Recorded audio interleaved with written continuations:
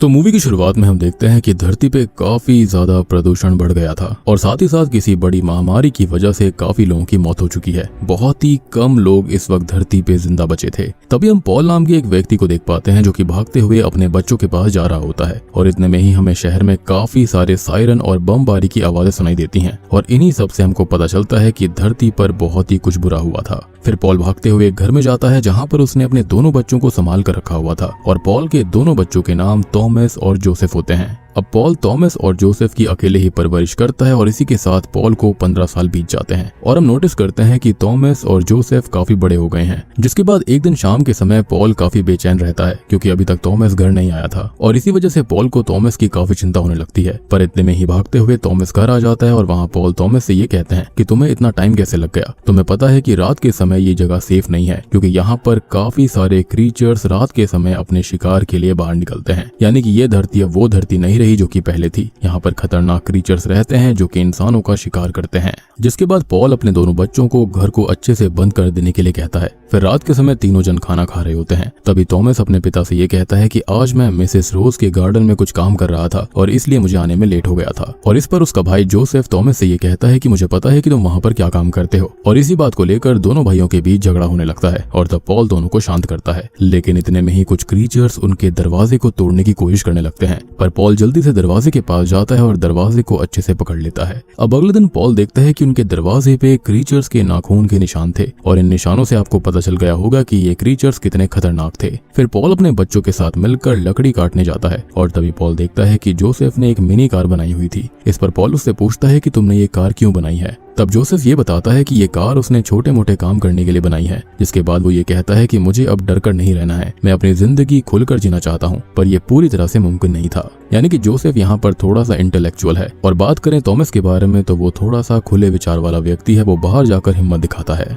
Anyways अब इस बात पर पॉल ये कहता है कि अब ज्यादा दिन तक हमें डर के नहीं रहना पड़ेगा क्योंकि उसको ये लगता है कि ये क्रीचर्स धरती पे पॉल्यूशन की वजह से आए हैं और अब धरती से पॉल्यूशन खत्म हो रहा है। फिर पॉल मिनी कार को चालू कर देता है और बच्चों के साथ बाहर घूमने लगता है और साथ ही साथ पॉल अपने बच्चों को कार चलाना भी सिखा देता है क्योंकि कभी भी कोई भी इमरजेंसी आ सकती थी और उस समय इस चीज की जरूरत पड़ती। खैर थोड़े ही समय के बाद पॉल थॉमस और जोसेफ से ये कहता है कि तुम बाहर से कुछ खाने के लिए लेकर आ जाओ और दोनों ही शाम होने से पहले घर आ जाना। यानी कि दिन में सब कुछ ठीक रहता था लेकिन रात में निकलना सेफ नहीं था। जिसके बाद दोनों कार से खाना ढूंढने चले जाते हैं लेकिन रास्ते में थॉमस जोसेफ से ये कहता है कि मैं मिसेस रोज के पास जा रहा हूँ और तुम शाम के समय मुझे यहीं से पिक कर लेना। अब इतना कहकर थॉमस मिसेस रोज के घर जाता है और वहाँ पर हमको ये पता चलता है कि थॉमस असल में मिसेस रोज की बेटी शार्लेट से प्यार करता था और इसलिए वो शार्लेट से मिलने उनके घर पर जाया करता। और यही रीजन था कि डाइनिंग टेबल पर जोसेफ ने थॉमस से ये कहा था कि उसको पता है कि वो वहाँ पर क्यों जाता है। एनीवेज अब दूसरी तरफ जोसेफ एक बड़े से बोट के पास जाता है और वहाँ से खाने का सामान निकालने लगता है पर बोट की हालत बहुत ही बेकार थी और इसी वजह से जोसेफ को खाना ढूंढने में काफी मेहनत करनी पड़ती है। खैर दूसरी तरफ शार्लेट थॉमस को अपने साथ एक जगह लेकर आती है और शार्लेट भी थॉमस से बहुत प्यार करती थी। फिर दोनों ही आपस में काफी सारी बातें करते हैं। तब बातों ही बातों में थॉमस ये देखता है कि शाम होने वाली है और उसे शाम से पहले घर पहुंचना था। तभी थॉमस शार्लेट से बाय बोलता है और भागते हुए जोसेफ के पास आने लगता है लेकिन रास्ते में ही थॉमस एक बड़े से गड्ढे में गिर जाता है और बेहोश हो जाता है। जिसके बाद जोसेफ अपनी कार लेकर थॉमस का इंतजार कर रहा था लेकिन काफी समय बीत जाने के बाद भी थॉमस नहीं आता तो जोसेफ को ये लगता है कि थॉमस घर चला गया होगा और इसलिए वो भी घर आ जाता है। पर जोसेफ के घर पहुंचते ही उसको झटका लगता है क्योंकि पॉल उसको ये बताता है कि थॉमस वहां पर आया ही नहीं। जिस पर जोसेफ पॉल को बताता है कि थॉमस तो मिसेस रोज के घर गया था और उसको ये लगा कि वो डायरेक्ट घर आ गया होगा। अब ये सुनकर पॉल काफी घबरा जाता है और जोसेफ से ये कहता है कि मैं थॉमस को ढूंढने जा रहा हूँ और तुम घर अंदर से लॉक कर लेना। इतना कहकर पॉल थॉमस की तलाश में निकल जाता है और फिर रात के समय जब थॉमस को होश आता है तो वो देखता है कि उसके सर के ऊपर काफी सारे क्रीचर्स थे और वो क्रीचर थॉमस को मारने की कोशिश कर रहे थे। जिसके बाद वो अपनी जान बचाने के लिए जोरों से चिल्लाने लगता है कि तभी पॉल को थॉमस की आवाज सुनाई देती है। फिर पॉल जल्दी से थॉमस के पास जाता है और वहाँ पर सारे क्रीचर्स को मार डालता है। वहाँ पॉल थॉमस से कहता है कि हमें आज की रात यहीं बितानी पड़ेगी क्योंकि अगर हम इस गड्ढे के बाहर जाएंगे तो और भी क्रीचर्स होंगे जो कि उनको मार डालेंगे। अब दूसरी तरफ जोसेफ घर में अकेला होता है और जोसेफ ने घर के दरवाजे बंद नहीं किए थे क्योंकि जोसेफ को वो क्रीचर्स देखने थे और इसलिए वो उन क्रीचर्स को पकड़ने के लिए एक जाल बिछा देता है। और जब क्रीचर घर में घुसता है तभी जोसेफ एक बड़े से पिंजरे से उस क्रीचर को पकड़ लेता है। जिसके बाद हम पॉल और थॉमस को देखते हैं जो कि कि उसी जगह पर बैठे हुए थे, पर इतने में ही वहाँ पर और क्रीचर्स आ गए थे। ये एक काइंड ऑफ केव होती है। फिर पॉल क्रीचर से बचने के लिए एक प्लान बनाता है और जब क्रीचर उनको मारने गड्ढे में आते हैं तभी पॉल और थॉमस उन क्रीचर से बचते हुए गड्ढे के बाहर आ जाते हैं। फिर पॉल जल्दी से एक मिनी बॉम्ब बनाता है और उस गड्ढे में ब्लास्ट कर देता है, जिससे कि सारे क्रीचर्स अंदर ही मारे जाते हैं। पर होता यह है कि इसी ब्लास्ट में पॉल की हालत खराब हो जाती है और वो इंजर्ड हो जाता है, जिससे कि वो वहीं पर बेहोश हो गया था।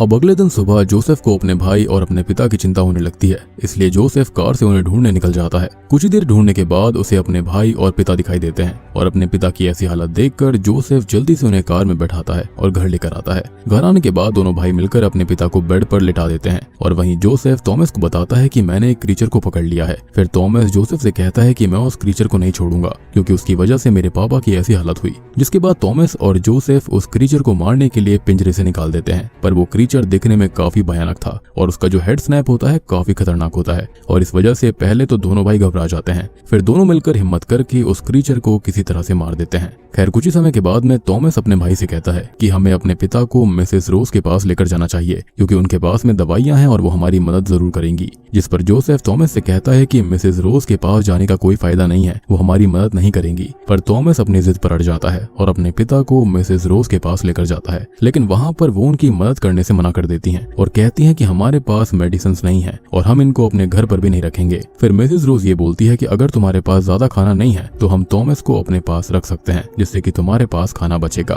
अब ये सब सुनने के बाद जोसेफ अपने भाई थॉमस पे काफी गुस्सा हो जाता है और कहता है कि मुझे पहले से ही पता था कि तुम मिसेस रोज के पास क्यों आना चाहते थे और डैड की इस हालत के जिम्मेदार भी तुम हो। अब इस बार थॉमस काफी गुस्सा हो जाता है और जोसेफ से लड़ने लगता है। बेसिकली यहाँ पर जोसेफ को ऐसा लग रहा था कि थॉमस खाली अपने बारे में सोच रहा है। खैर फिर थॉमस ये बोलता है कि मैं मिसेस रोज के पास रहूंगा, जिसके बाद जोसेफ अपने डैड को लेकर वापस घर आ जाता है। दूसरी तरफ थॉमस शार्लेट के कमरे में जाता है और वहाँ शार्लेट थॉमस से ये कहती है कि तुम टेंशन मत लो, सब कुछ ठीक हो जाएगा। और इतना कहने के बाद शार्लेट और थॉमस एक दूसरे को किस करते हैं, पर तभी वहाँ पर शार्लेट के पिता आ जाते हैं और दोनों को ऐसा करते देख लेते हैं और फिर शार्लेट के पिता उसको लेकर अपने साथ चले जाते हैं। मतलब देख रहे हो, यहाँ पर पिता की ऐसी हालत है लेकिन इसको यहाँ पर रोमांस करने की सूझ रही है। अब जोसेफ घर को अच्छे से बंद कर रहा होता है क्योंकि उसे घर में कुछ गड्ढे दिखते हैं, जिससे वो अंदाजा लगाता है कि क्रीचर जमीन के नीचे से भी आ सकते हैं और इसके लिए उन्हें पहले से ही तैयार रहना पड़ेगा। और शायद से उसको ऐसा भी लग रहा था कि इन क्रीचर्स को उस गड्ढे के नीचे जाना है और शायद इसलिए वो क्रीचर्स उनके घर पर बार बार आ रहे थे। फिर हम थॉमस को देखते हैं जिसे अपने डैड की काफी याद आने लगती है और इसलिए थॉमस शार्लेट से कहता है कि मैं अपने घर वापस जाना चाहता हूँ और अगर तुम्हारे पास कुछ दवाइयां हैं तो प्लीज मुझे दे दो क्योंकि मेरे पिता की हालत काफी खराब हो गई है। तब शार्लेट चुपके से कुछ दवाइयां थॉमस को देती है, पर उसे ऐसा करते हुए एक नौकर देख लेता है। और यहाँ पर मिसेस रोज उतनी अच्छी लेडी नहीं थी क्योंकि उसके पास दवाइयां थी, लेकिन उसने फिर भी दवाइयां देने से इनकार कर दिया। मेरे ख्याल से वो खुद के लिए सप्लाईज रख रही थी और किसी और को देना नहीं चाहती। ऑब्वियस सी बात है, ऐसी हालातों के अंदर अपनी सप्लाईज कोई भी खत्म करना नहीं चाहेगा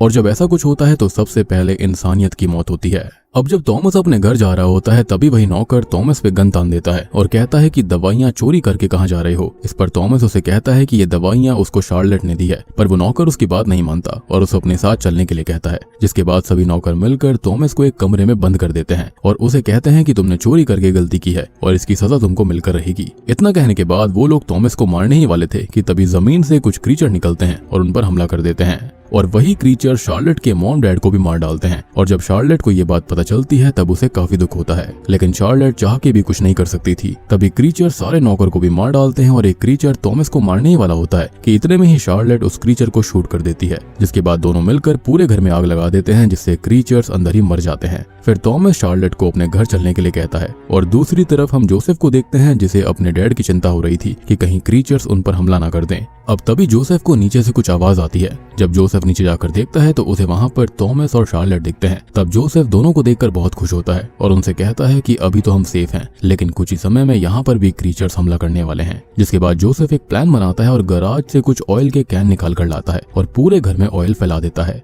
फिर जोसेफ थॉमस और शार्लेट से कहता है कि तुम लोग बस क्रीचर्स के ऊपर नजर रखो कि वो अंदर ना आ जाएं, वरना हमारा प्लान फेल हो जाएगा। और मुझे ऐसा लगता है कि ये जो क्रीचर्स थे ना, वो शायद से यहाँ के टॉक्सिक एनवायरनमेंट को छोड़कर धरती के अंदर जाना चाहते होंगे, या फिर इनका वहाँ पर बसेरा होगा तभी तो यहाँ पर ये सब पर हमला कर रहे थे, या फिर ये भी हो सकता है कि ये अंडरग्राउंड टनल सिस्टम के अंदर जाना चाहते होंगे। अब यहाँ पर असल में जोसेफ का प्लान ये होता है कि एक बड़े से बॉक्स में वो लोग बंद हो जाएंगे या फिर फ्रीजर में बंद हो जाएंगे और घर के नीचे वाले फ्लोर को ब्लास्ट कर देंगे, जिससे क्रीचर्स भी मर जाएंगे और उन्हें उन्हें भी ज्यादा कुछ नहीं होगा। और अब प्लान के मुताबिक काम चल ही रहा होता है कि तभी क्रीचर घर में आने लगते हैं और थॉमस पे हमला कर देते हैं। पर शार्लेट अपने गन से सारे क्रीचर्स को मारने लगती है, लेकिन अब वो क्रीचर्स ऊपर वाले कमरे में आने लगे थे। अब तभी पॉल एकदम से खड़ा हो जाता है और सारे क्रीचर्स को अकेले ही मारने लगता है। Damn you ghost rider. पर अब कुछ ही समय में मिनी बॉम्ब फटने वाला होता है और जोसेफ अपने डैड को जल्दी से फ्रीजर में आने के लिए कहता है, लेकिन पॉल अपने बच्चों को और शार्लेट को बचाने के लिए कमरा बाहर से बंद कर देते हैं, जिस वजह से जोसेफ और थॉमस अपने पिता को चिल्ला चिल्ला कर बुला रहे थे। मगर पॉल उनकी जान बचाने के लिए क्रीचर से अकेला ही लड़ने लगता है ताकि उनको छुपने का समय मिल जाए। फिर थॉमस, जोसेफ और शार्लेट फ्रीजर के अंदर बैठ जाते हैं और तभी एक बड़ा सा धमाका होता है जिस वजह से उनका घर पूरा टूट जाता है। पर ये तीनों बच जाते हैं क्योंकि ये सेफ थे।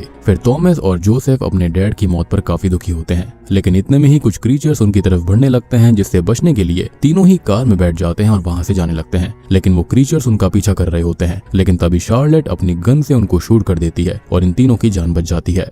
एंड टू बी ऑनेस्ट, मुझे ऐसा लगता है कि ये एक समय पर जो क्रीचर्स थे वो इंसान ही रहे होंगे, क्योंकि इनके जो हाथ पैर का डिजाइन है ना वो बिल्कुल इंसानों जैसा है। मुझे लगता है पक्का यहाँ पर कोई ना कोई फैक्ट्री के अंदर रेडियो एक्टिव सब्सटेंस का धमाका हुआ होगा, जिसके चलते पूरी दुनिया में ऐसा हो गया। और आपने शुरुआत में नोटिस करा होगा तो पॉल्यूशन के बारे में काफी कुछ दिखाया गया है। तो मुझे लगता है कि जो लोग फैक्ट्री के पास होंगे या फिर जहाँ पर ये धमाका हुआ होगा वो लोग इन क्रीचर्स में तब्दील हो गए होंगे, जो कि इंसानी मांस के भूखे थे। खैर, अब अगले दिन शार्लेट, जोसेफ और थॉमस अपने मॉम डैड की मौत पर काफी दुखी थे और इसलिए वो लोग उनके लिए 3 ग्रेव बनाते हैं, जिसके बाद तीनों ही एक दूसरे को सहारा देते हैं और तीनों फैसला करते हैं कि अब वो और इंसानों को ढूंढने के लिए इस शहर से दूर चले जाएंगे।